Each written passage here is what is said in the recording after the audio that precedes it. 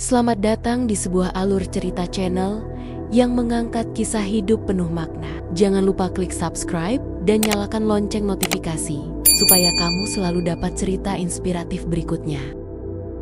Di sebuah gang sempit di pinggiran kota, kehidupan sederhana berjalan dengan ritme yang penuh perjuangan. Disinilah cerita seorang wanita muda bernama Rani dimulai. Berpindah ke pagi hari di dalam sebuah kontrakan kecil dan sederhana, Rani sedang sibuk menyiapkan gorengan untuk dijual. Wajahnya yang lelah namun penuh tekad menunjukkan betapa berat beban yang dipikulnya. Rani tersenyum lelah. "Nih, gorengannya sudah matang, sarapan dulu. Nisa, nanti kakak harus keliling lagi, takut kehabisan tempat mangkal." Nisa, adik perempuan, 11 tahun. "Kak, nanti sore aku bantuin ya, biar cepat habis jualannya." Rani menatap adiknya dengan hangat. "Enggak usah, kamu belajar aja dulu, biar kakak yang keliling. Doain ya, biar laku."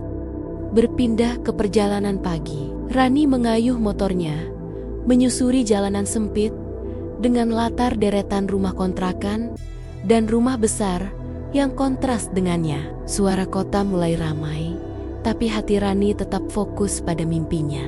Akhirnya, Rani sampai di tempatnya biasa berjualan, sebuah trotoar yang ramai di depan minimarket.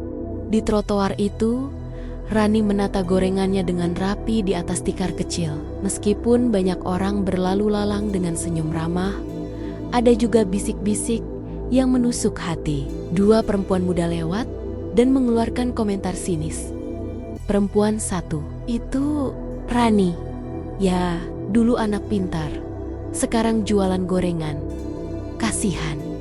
Perempuan dua, "Ya, pintar sih, tapi hidupnya kayak nggak maju-maju.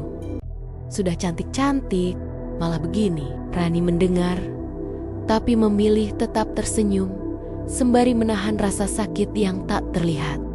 Waktu terus berjalan. Matahari mulai condong ke barat dan suasana berubah menjadi lebih redup.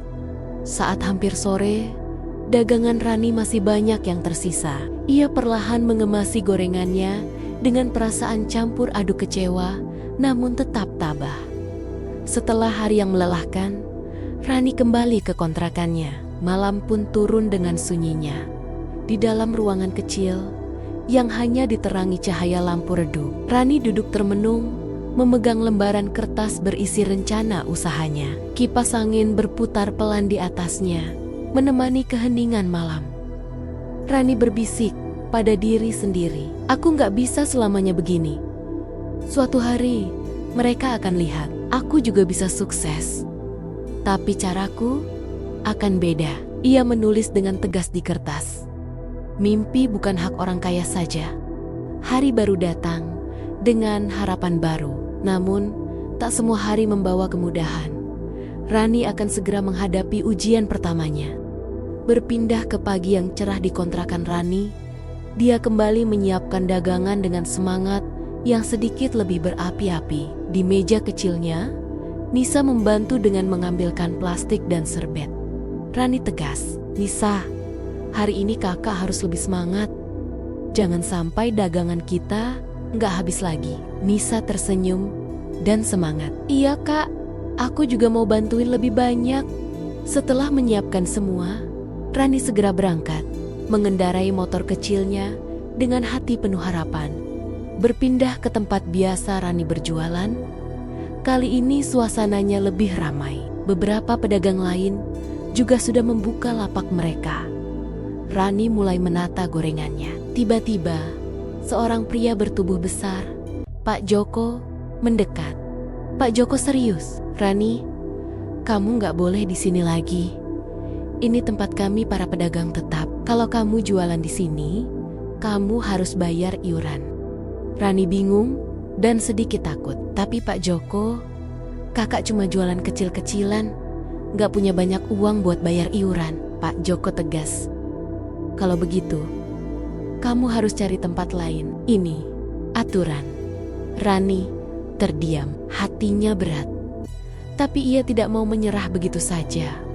berpindah ke Rani yang berjalan berkeliling mencari tempat baru untuk berjualan. Ia melewati jalanan yang semakin sepi dan sempit. Namun, semua tempat yang ia cari sudah penuh atau terlalu jauh dari keramaian. Rani duduk di sebuah bangku taman kecil, menghela napas panjang. Rani berbisik pelan, "Apa aku harus berhenti saja? Tapi aku gak boleh nyerah." Di saat itulah, seorang wanita paruh baya, Bulina, yang sedang duduk membaca buku di dekat situ, melihat Rani dan menghampirinya. "Bulina ramah, kamu kelihatan bingung, nak. Butuh bantuan?" Rani tersenyum lemah. "Iya, Bu. Saya lagi cari tempat jualan, tapi semua penuh dan gak ada yang boleh gratis." Bulina tersenyum hangat. "Kalau begitu, coba datang ke pasar minggu depan. Di sana ada lapak kosong yang bisa kamu pakai. Aku kenal orang yang mengelolanya." Harapan baru muncul di wajah Rani. Walau belum pasti, setidaknya ada celah kecil untuk mencoba. Berpindah ke malam hari, Rani dan Nisa duduk bersama di meja kecil, membicarakan rencana baru. Rani penuh semangat. "Nisa, kakak dapat info tempat baru. Minggu depan kita coba jualan di pasar. Semoga kali ini lebih baik." Nisa berharap, "Aku percaya kakak pasti bisa. Kita harus kerja keras." Rani tahu, perjalanan ini baru saja dimulai. Ujian datang silih berganti, tapi semangatnya tetap membara. Karena di balik segala kesulitan, ada mimpi yang harus diperjuangkan. 3 hari telah berlalu sejak Rani dilarang berjualan di trotoar itu. Harapan baru mulai tumbuh di hatinya. Pagi ini, ia akan mencoba lapak baru di pasar, tempat yang direkomendasikan Bulina. Berpindah ke pagi yang sibuk, Rani menyiapkan gorengan dalam jumlah lebih banyak. Nisa membantu mengemas dan memasukkan ke keranjang motor. Rani penuh semangat. "Kalau pasar ramai, semoga semua gorengan ini habis. Kakak mau mulai kumpulin uang buat daftar sekolah kamu, Nis." Nisa tersenyum lebar. "Semangat, Kak. Hari ini pasti beda." Berpindah ke pasar tradisional yang lebih besar dan terorganisir. Ramai, penuh suara orang tawar-menawar. Rani mendekat ke lapak kosong sesuai arahan Bulina, lalu mulai menata dagangannya. Seorang pria berkemeja rapi mendekat. Namanya Pak Rendra, pengelola lapak. Pak Rendra ramah. "Rani ya, Bulina sudah kasih tahu. Kamu boleh pakai tempat ini seminggu gratis. Setelah itu, baru kita bicarakan soal iuran." Rani lega. "Terima kasih banyak, Pak. Saya sangat bersyukur." Hari itu, dagangan Rani laris. Pembeli berdatangan, bahkan ada yang memuji rasa gorengannya yang renyah dan gurih. Untuk pertama kalinya, ia merasa layak untuk berharap lebih. Berpindah ke tengah keramaian pasar, seorang wanita muda dengan kacamata hitam dan pakaian elegan berdiri jauh, mengamati Rani dari kejauhan. Wajahnya menunjukkan keterkejutan dan ragu. Namanya Dina, teman lama dari masa lalu Rani. Dina berbisik pelan, "Itu Rani, dia masih hidup dan jualan gorengan." Narator, tanpa Rani sadari, masa lalunya mulai merangkak kembali. Rani tak tahu bahwa dari kejauhan, seseorang sedang mengintip cerita hidupnya. Seseorang dari masa lalu yang ia pikir sudah lama tertutup. Dan ketika masa lalu datang mengetuk, akankah Rani kuat berdiri? Pagi kembali datang. Bagi Rani, hari ini hanyalah satu langkah kecil lagi untuk memperbaiki hidup. Namun, tanpa ia tahu, bayangan lama perlahan muncul ke permukaan. Berpindah ke suasana pasar yang mulai ramai, Rani dengan sigap menata gorengan. Beberapa pelanggan langganannya sudah mulai berdatangan. Ibu pelanggan tersenyum. "Gorengan kamu tuh enak banget, Nak. Jarang ada yang kayak gini." Rani tersenyum ramah. "Alhamdulillah, Bu. Terima kasih. Semoga Ibu sehat terus ya."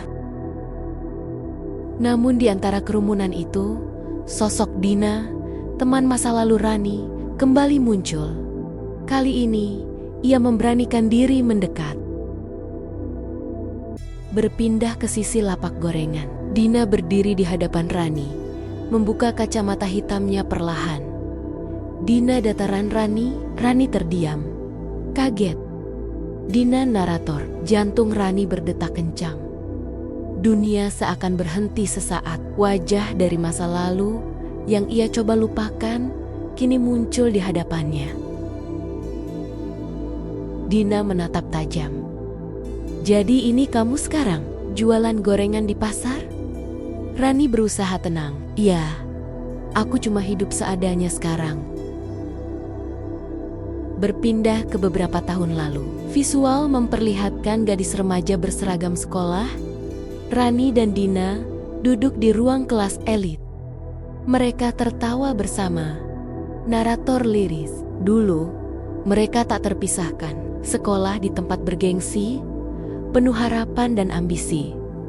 Namun, satu peristiwa mengubah segalanya, dan Rani menghilang tanpa jejak. Berpindah ke momen sekarang, wajah Dina menegang, suaranya menurun. Dina pelan, tapi menyelidik. Kamu masih menyimpan rahasia itu kan? Rani menghindari pandangan. Ini bukan tempatnya bicara soal itu, Dina. Tapi orang-orang berhak tahu siapa kamu sebenarnya. Suasana mulai berubah tegang.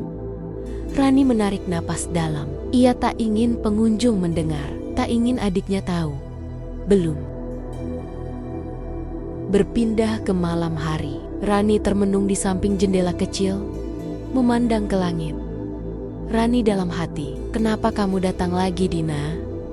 Aku sudah memilih hidupku sekarang. Kenapa kamu buka luka itu? Sementara itu, Nisa yang baru selesai belajar mendekatinya. Nisa, Kak, kamu kenapa hari ini kok kelihatan murung? Rani tersenyum, tapi mata berkaca-kaca. Nggak apa-apa, Nis. Kakak cuma capek. Masa lalu memang tak bisa dikubur selamanya. Rani tahu bayangan itu mulai mendekat. Tapi seberapa jauh ia bisa berlari sebelum semuanya terungkap? Pagi ini berbeda. Langit mendung, udara pasar lebih dingin dari biasanya. Rani merasa ada sesuatu yang tak beres, sesuatu yang mendekat. Diam-diam, seperti badai yang menunggu waktu.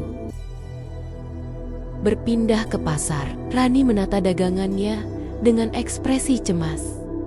Tangannya gemetar, beberapa gorengan jatuh dari nampan. Rani berbisik pada diri sendiri.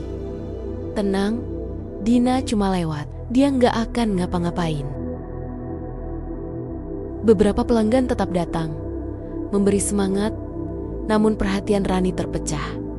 Bu Eni langganan. Kamu sakit, nak? Mukanya pucat amat. Rani terpaksa tersenyum. Enggak kok, Bu. Cuma kurang tidur. Berpindah ke sudut kedai kopi kecil dekat pasar.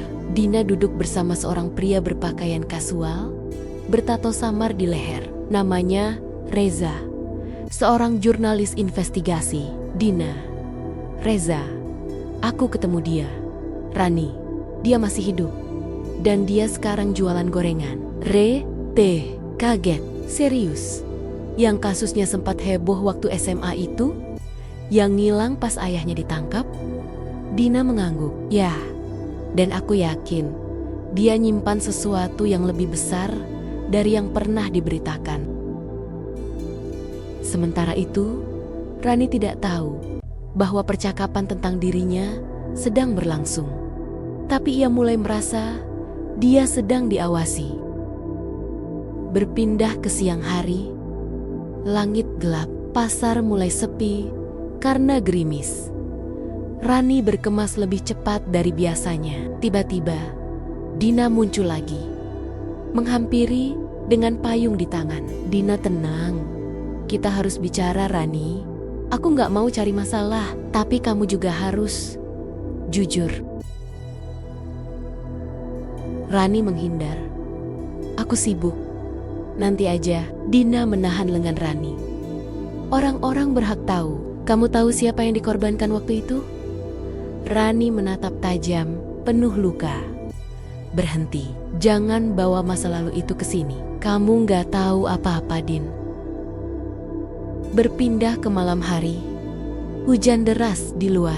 Rani duduk di lantai sambil memegang buku lusuh yang usang. Isinya kliping berita lama tentang penangkapan ayahnya. Narator, tak ada yang tahu siapa sebenarnya Rani. Mereka hanya tahu cerita dari media, tapi tak tahu rasa sakitnya. Dan rahasia itu belum sepenuhnya terkubur. Nisa muncul, membawa selimut kecil. Nisa lembut, "Kak, jangan duduk di lantai terus. Dingin." Rani tersenyum tipis, menyembunyikan air mata. "Ya, kakak cuma lagi inget waktu dulu." Rahasia yang tak pernah selesai kini mulai mencari jalannya. Dan Rani harus memilih, terus bersembunyi atau berdiri dan menghadapi semuanya. Tapi seberapa kuat dia menghadapi dunia yang pernah menghancurkannya? Beberapa hari sejak pertemuan dengan Dina, hati Rani masih gelisah. Tapi yang tidak ia tahu, seseorang sedang membuka kembali pintu masa lalu yang sudah ia kunci rapat-rapat. Di kamar sempit penuh berkas, Reza duduk di depan laptop. Di layar tampak foto lama, keluarga Rani, berita penangkapan ayahnya, dan dokumen persidangan. Reza berbicara ke diri sendiri. Laporan keuangannya aneh, ada transaksi sebelum kasus terbongkar. Tapi nama Rani gak pernah disebut. Kayaknya dia disembunyikan.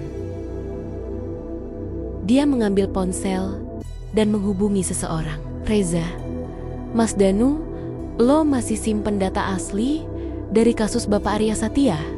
"Enggak, gue curiga ada yang ditutupin." Sore hari, Rani sedang membantu Nisa mengerjakan PR. Terdengar suara ponsel berdering, tapi bukan dari ponsel Rani. Itu dari sebuah ponsel kecil di bawah kasur. Ponsel lama yang sudah bertahan-tahan, tidak ia sentuh. Rani tercengang, bergumam, "Kenapa aktif lagi?"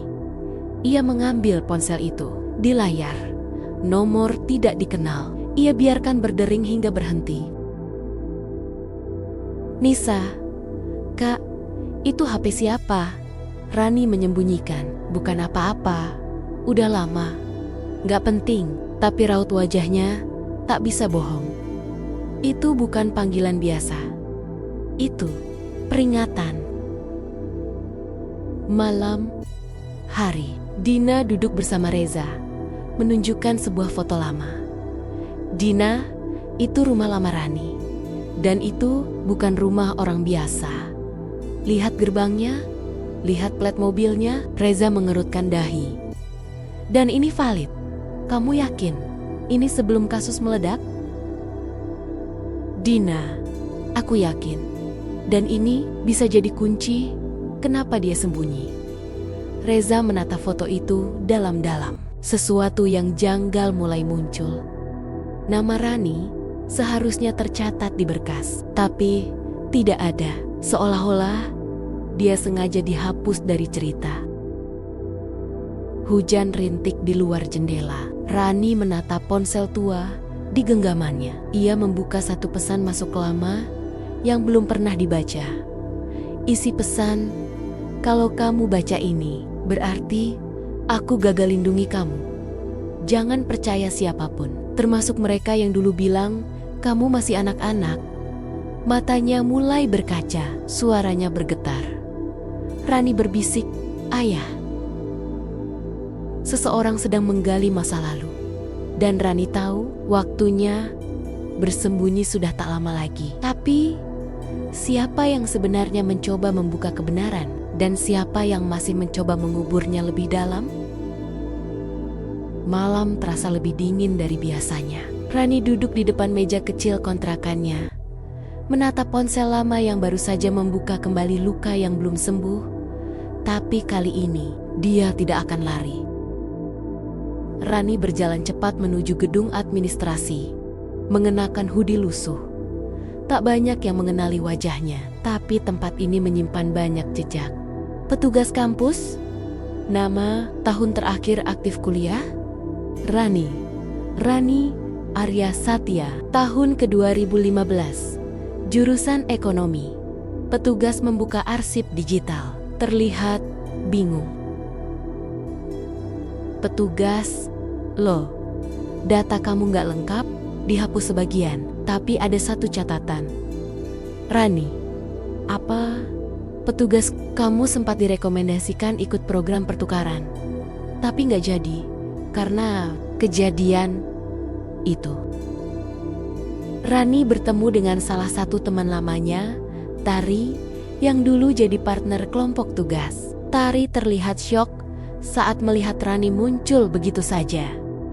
Tari berbisik, "Ron, ya Tuhan, aku pikir kamu udah di luar negeri atau kamu ngilang beneran Rani. Kamu yang terakhir lihat aku malam itu. Malam ayah ditangkap. Kamu dengar sesuatu kan?" Tari diam, menunduk. Jelas ada yang ia simpan. "Tari, Rani, kamu gak boleh cari tahu. Ini bukan cuma soal keluarga kamu." Rani tegas, "Aku harus tahu. Kalau gak dari kamu, dari siapa lagi?"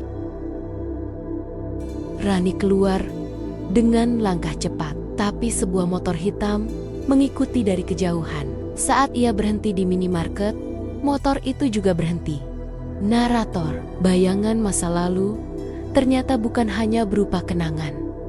Ada yang tak ingin Rani membuka kebenaran. Pengendara motor menurunkan helmnya perlahan. Wajahnya tertutup masker, tapi matanya menatap tajam. Rani merasa diperhatikan, tapi ia berpaling.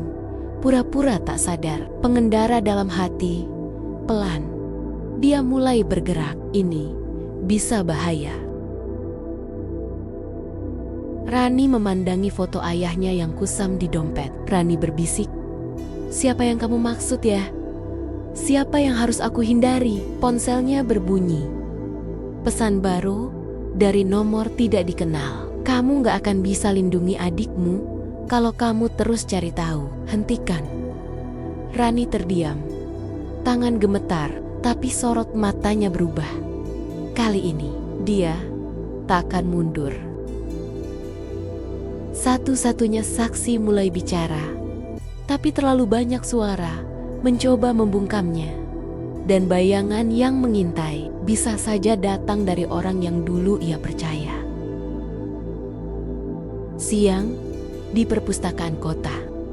Rani duduk di pojok perpustakaan, dikelilingi tumpukan koran dan dokumen lama. Tangannya bergerak cepat, membuka satu demi satu arsip berita tahun 2015. Rani membaca pelan. Pengusaha ternama Andi Arya Satya ditangkap atas tuduhan korupsi proyek bantuan sosial. Tidak ditemukan keterlibatan pihak lain. Rani berbisik, "Tidak mungkin. Ayah nggak kerja sendirian. Kenapa semua berita bersih banget?" Dia menemukan satu artikel berbeda hasil wawancara yang sempat ditarik dari publikasi. Ada satu bagian yang dilingkari bolpoin merah oleh petugas sebelumnya. Proyek ini awalnya diprakarsaya oleh seseorang dari kalangan pejabat muda, tapi nama pejabat itu disensor. Tinta hitam tebal menutupinya. Rani kesal, kenapa disensor? Siapa sebenarnya orang ini? Rani keluar dengan wajah gelisah. Hujan rintik-rintik mulai jatuh. Dari seberang jalan, seorang pria tua dengan jaket kedodoran melambaikan tangan padanya. "Pria tua, kamu anaknya Pak Andi ya?" Rani terkejut. "Iya." "Bapak siapa?" "Pria tua, dulu saya wartawan. Saya yang nulis artikel itu sebelum disensor orang dalam." Rani terdiam sejenak. "Apa Bapak tahu siapa yang dihapus namanya?" "Pria tua, aku tahu. Tapi nyebut nama itu sama aja nyalain sumbu bom." Rani mendekat dengan tatapan memohon. "Rani, tolong Pak. Ini tentang kehormatan ayah saya. Saya butuh nama itu. Rani duduk di dalam angkot tua bersama pria tua tadi. Angkot berhenti jauh dari pusat kota. Pria tua berbisik, namanya Raffi Dirgantara. Dulu dia masih jadi staf muda Kementerian Sosial. Sekarang, Rani. Sekarang apa? Pria tua. Sekarang dia calon kuat menteri muda. Nama dia dibersihin dari semua kasus. Kuat banget backingnya. Rani menatap layar laptopnya. Ia menemukan profil Raffi Dirgantara. Muda, tampan, karismatik, foto-fotonya terpampang di berbagai portal berita. Sosok yang menginjak ayahnya demi naik ke atas, kini sedang bersiap naik lebih tinggi. Ponselnya kembali bergetar. Pesan, masuk, berhenti sebelum terlambat. Rani, kamu bukan lawan yang seimbang. Satu nama, satu masa lalu yang hampir terkubur. Tapi Rani sudah melihat terlalu banyak untuk pura-pura lupa. Dan saat kebenaran semakin dekat, bahaya pun ikut menyusul. Sinar matahari masuk perlahan ke dalam kamar sempit kontrakan. Rani duduk di meja kecilnya, menatap tumpukan dokumen dan catatan yang berserakan. Rani menghela napas. Aku harus tahu, kapan Raffi akan muncul lagi? Ia membuka laptop dan mulai menelusuri jadwal kampanye Raffi. Warung kecil, Rani ramai pembeli, namun matanya terus mengawasi sosok yang duduk di pojok, diam, tak membeli apapun. Kenapa dia selalu di situ? Pikir Rani dalam hati. Rani berjalan pelan melewati gang menuju kontrakannya, membawa keranjang kosong. Angin senja dingin berhembus. Langkah di belakangnya membuatnya menoleh cepat, tapi hanya gelap yang ada. Lampu jalan di luar berkelip redup. Rani duduk dengan gelisah, mengunci pintu dan menutup jendela rapat-rapat. Ponselnya bergetar. Sebuah pesan misterius masuk. Siluet pria berdiri di atap gedung tua, memandang jauh ke arah kontrakan Rani yang kecil. Dia mengawasi, tapi apa yang dia inginkan? Pikir Rani tanpa tahu bahwa sosok itu selalu ada di balik bayangannya. Seorang pria paruh baya dengan jaket lusuh berjalan mendekat pelan. Arman suara serak, penuh beban. Rani menoleh. Sedikit kaget, tapi berusaha tenang. Rani waspada, menatap tajam. Siapa kamu? Kenapa kamu tahu namaku? Arman, dengan suara lembut dan jujur. Aku Arman, teman lama ayahmu. Ada banyak yang harus kau dengar. Mereka duduk di bangku taman. Arman membuka map lusuh penuh foto dan surat. Arman suara pelan, penuh kesedihan. Ayahmu bukan cuma penjual gorengan biasa, Rani. Dia berani lawan Raffi, dan itu membuatnya jadi musuh banyak orang. Rani terkejut. Matanya membelalak. Kenapa dia harus pergi meninggalkanku? Kenapa aku tidak pernah tahu? Arman menunduk. Lirih, dia berjuang demi keadilan. Tapi harga yang harus dibayar sangat mahal. Arman menyerahkan map itu ke Rani. Arman serius. Ini bukti perjuangan ayahmu. Simpan baik-baik. Kau harus teruskan ini. Rani membuka map, menatap bakti-bakti itu dengan mata berkaca-kaca. Rani menggenggam map erat. Napasnya berat. Rani dengan suara penuh tekad. Aku tidak akan menyerah. Aku akan lanjutkan perjuangan ayah. Apapun risikonya. Rani duduk di meja kerjanya di kamar, menatap map yang penuh dokumen dan foto. Wajahnya serius, tapi ada kilatan semangat di matanya. Rani berbicara pada diri sendiri dengan suara pelan. Aku harus mulai dari sini, cari tahu siapa Raffi sebenarnya. Rani mengetik di laptopnya, membuka berbagai artikel dan berita lama tentang Raffi, seorang pengusaha yang dikenal licik dan berpengaruh.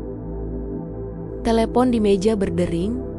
Rani mengangkatnya dengan cepat. Rani penasaran. Halo, Suara misterius di telepon berbisik. Jangan terlalu jauh menggali. Rani, ada hal-hal yang lebih baik kau lupakan. Rani menatap telepon dengan tatapan menantang. Rani tegas, aku gak akan berhenti hanya karena ancaman. Aku harus tahu kebenaran. Rani memegang sebuah foto lama yang memperlihatkan ayahnya bersama seorang pria yang dikenalnya sebagai Raffi. Wajah Rani terlihat campuran antara kebingungan dan kemarahan. Rani dengan suara getir. Apa maksudnya ini? Mereka tampak akrab, tapi kenapa harus jadi musuh? Rani menelepon Arman untuk meminta penjelasan lebih lanjut. Rani dengan nada mendesak. Arman, aku menemukan foto ini. Apa sebenarnya hubungan ayah dengan Raffi? Arman, suara berat. Mereka dulu teman dekat, tapi karena perbedaan prinsip, mereka akhirnya berpisah jadi musuh. Rani termenung di kamar, memandangi foto itu dengan serius. Rani berbisik, kalau mereka teman, kenapa ayah sampai harus pergi meninggalkanku sendirian? Tiba-tiba telepon berdering lagi. Rani mengangkat dengan hati-hati. Suara misterius berbisik, berhenti sekarang Rani, atau kau akan menyesal. Rani menutup telepon, napasnya memburu, tapi matanya semakin membara penuh tekad. Rani dengan suara tegas, kau pikir aku takut? Aku akan terus cari tahu sampai tuntas. Rani berjalan dengan cepat, memasuki gedung perkantoran megah milik Raffi. Wajahnya serius, penuh tekad. Di lobi, Raffi muncul dari arah lift. Tatapan mereka bertemu. Suasana langsung tegang. Raffi tersenyum dingin. Rani, aku sudah dengar banyak tentangmu. Rani menatap tajam. Aku di sini bukan untuk basa-basi. Raffi, aku ingin tahu kenapa ayahku harus menghilang. Raffi tertawa kecil. Ekspresinya sinis. Raffi, ayahmu membuat kesalahan besar, dan sekarang kau ikut campur. Kau harus siap menghadapi konsekuensinya. Rani menahan amarah, tapi suaranya tetap tenang. Rani, aku bukan orang yang mudah takut, Raffi. Aku akan bongkar semua kebohonganmu. Raffi melangkah mendekat, menatap tajam. Raffi, kita lihat saja siapa yang akan bertahan sampai akhir. Rani keluar dari gedung Raffi. Napasnya berat, tapi matanya tetap penuh semangat. Ia tahu ancaman bukan main. Di rumah, Rani membuka peta kota dengan berbagai catatan dan tanda yang tersebar di atas meja. Ia merencanakan langkah selanjutnya. Tiba-tiba, suara ketukan keras di pintu. Rani menoleh dengan waspada. Rani berbisik, "Siapa itu?" Pintu terbuka. Muncul Arman dengan wajah tegang. "Arman, kau harus hati-hati, Rani. Mereka sudah tahu kau mulai menggali lebih dalam." Rani menatap Arman. Ekspresi penuh tekad. "Rani, tidak ada yang bisa menghentikan aku sekarang. Aku harus teruskan ini demi ayah." Rani duduk bersama Arman di sebuah kafe kecil, memperlihatkan dokumen-dokumen penting yang baru dia dapatkan. Rani dengan suara bersemangat, "Akhirnya, aku menemukan bukti keterlibatan Raffi dalam kasus korupsi besar yang menjerat ayah." Arman mengangguk, ekspresi serius. "Arman, ini bisa jadi senjata untuk membersihkan nama ayahmu. Tapi kita harus hati-hati." Tiba-tiba ponsel Rani berdering. Dia melihat nama Raffi muncul di layar. Wajahnya tegang. Rani menjawab dengan tenang, "Apalagi yang kau inginkan?" Suara Raffi terdengar dingin dan mengancam. "Raffi, kau pikir kau bisa menang? Ini baru permulaan."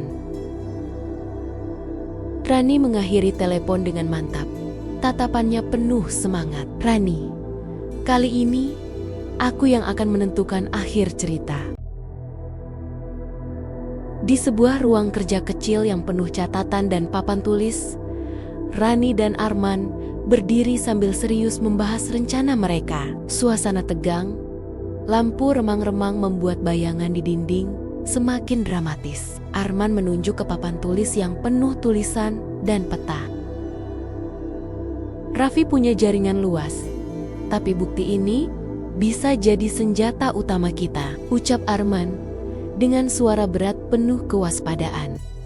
Rani menatap Arman dengan mata berbinar penuh tekad. "Aku gak mau ada lagi yang jadi korban karena dia. Kita harus bongkar semuanya sampai tuntas."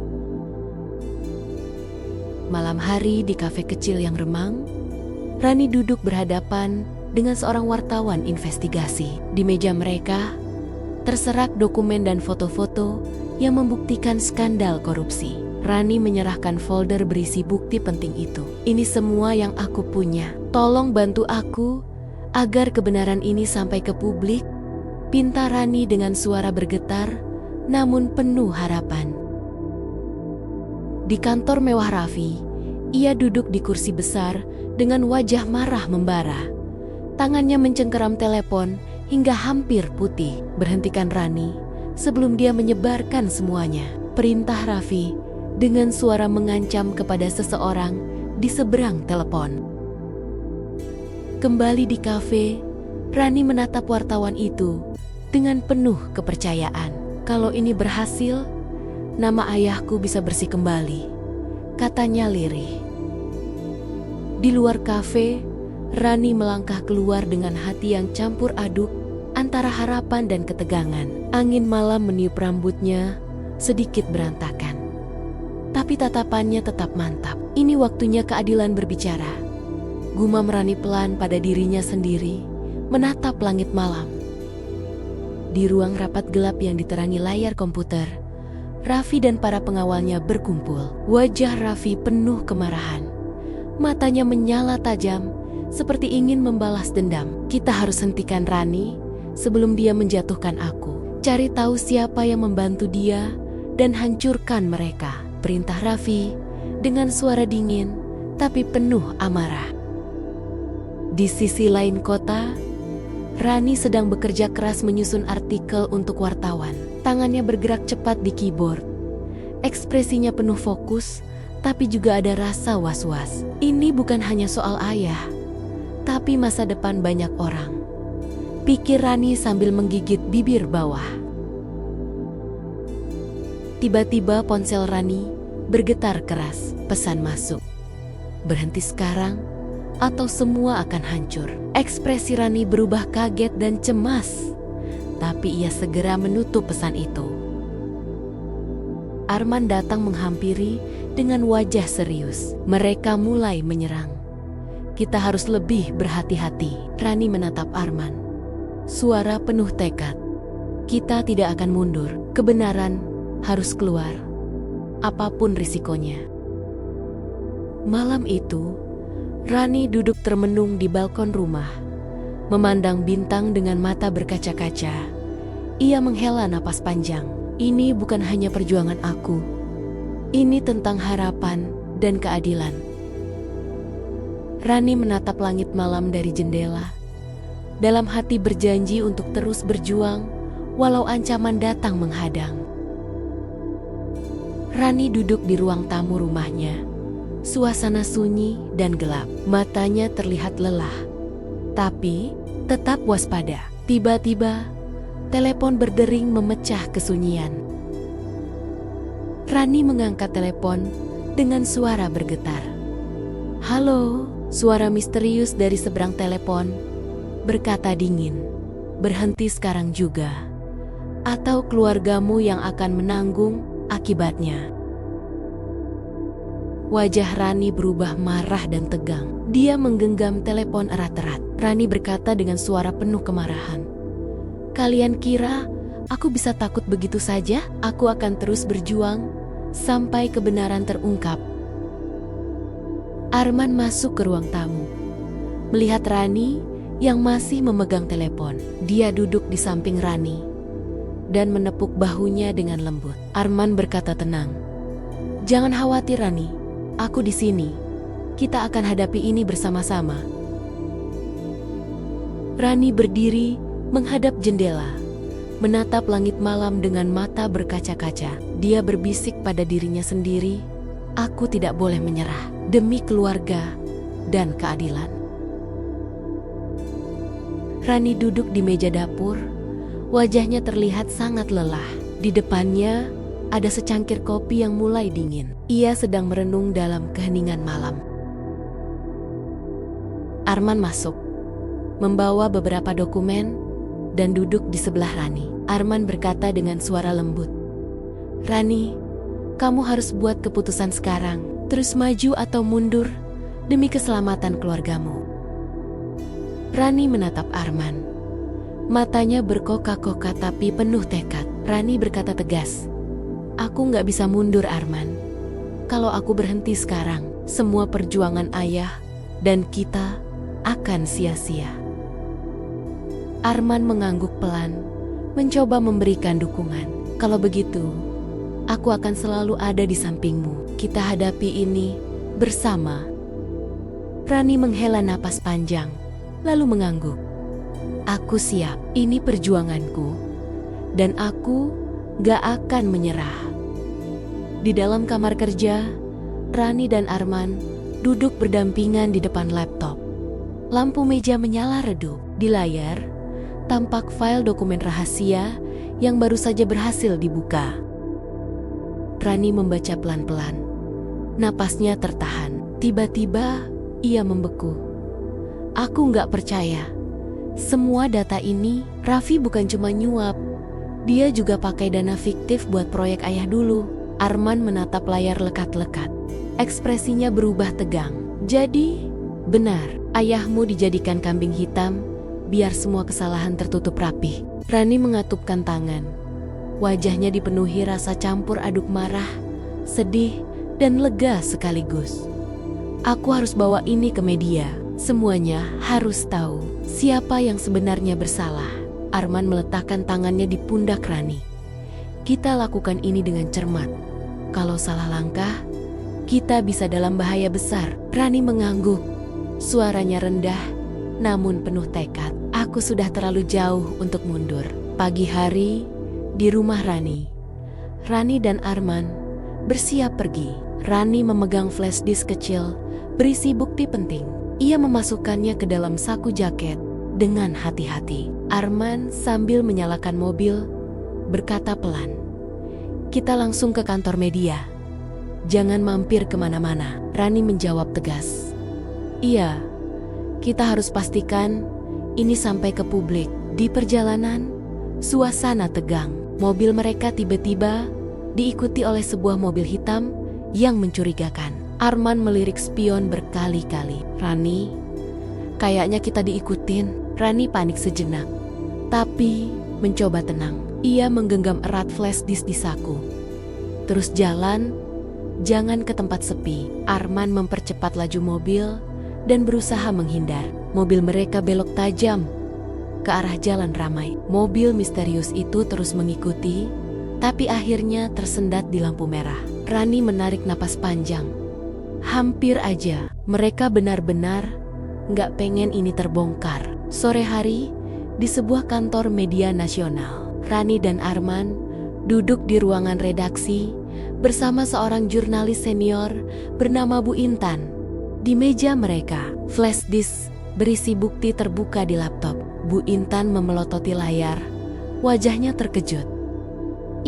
Kalau ini disiarkan, bisa guncang satu kota. Nama besar kayak Raffi pasti bakal jatuh. Rani dengan suara mantap menjawab, "Itu risikonya, tapi lebih besar lagi kalau masyarakat terus dibohongi." Arman menambahkan sambil menatap serius, "Dan ini bukan cuma soal balas dendam. Ini tentang membersihkan nama orang yang udah dihancurkan." Bu Intan tersenyum tipis, lalu mengangguk. "Oke, besok pagi kita siarkan." Tapi kalian harus hati-hati. Kalau mereka tahu siapa yang bocorin ini, kalian bisa dalam bahaya. Rani menatap Arman, lalu beralih ke Bu Intan. Kami siap besok. Kebenaran akan bicara. Pagi hari, di seluruh penjuru kota, televisi, media online, dan sosial media ramai memberitakan skandal besar yang terbongkar. Nama Raffi menjadi trending topik. Potongan video, grafik dana fiktif, dan rekaman suara diputar berulang kali. Di ruang kerjanya, Raffi menendang kursi dengan emosi meledak-ledak. Tangannya gemetar sambil menekan layar ponsel. Siapa yang berani bocorin ini? Aku gak akan diam. Sementara itu, di rumah Rani, ia dan Arman duduk di depan TV, menyaksikan laporan berita. Arman tersenyum lega. Akhirnya, semua orang tahu siapa Raffi sebenarnya. Rani mengangguk pelan. Ada air mata di sudut matanya, bukan sedih, tapi lega. Ayah, nama ayah sekarang bersih. Suasana rumah tiba-tiba tegang. Terdengar suara mobil berhenti mendadak di luar. Arman berdiri dan mengintip lewat jendela. Itu mobil hitam itu lagi. Rani berdiri pelan, menatap ke arah pintu dengan ekspresi cemas tapi tenang. Kita sudah tahu ini nggak akan mudah, tapi kita juga nggak akan mundur. Mobil hitam tetap diam di depan rumah Rani. Arman menggenggam benda tumpul di balik punggung, bersiap jaga-jaga. Rani mematikan semua lampu di ruang depan, lalu mengintip dari balik tirai. Tiba-tiba, pintu rumah diketuk keras. Suasana jadi mencekam. Rani menarik napas dalam-dalam. Ia berjalan pelan ke arah pintu, sambil berkata lirih ke Arman, "Aku rasa aku tahu siapa mereka."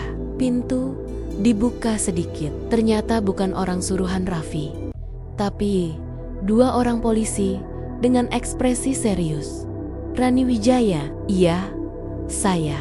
Kami mendapat perintah untuk mengamankan Anda. Ada laporan ancaman terhadap keselamatan Anda." Arman masuk ke percakapan. "Masih waspada, ini bukan jebakan kan?" Salah satu polisi mengangguk dan memperlihatkan identitas lengkap dan surat tugas. "Pihak media tempat Anda memberikan data tadi pagi langsung berkoordinasi dengan kepolisian. Mereka juga mendapat ancaman." Rani dan Arman saling berpandangan.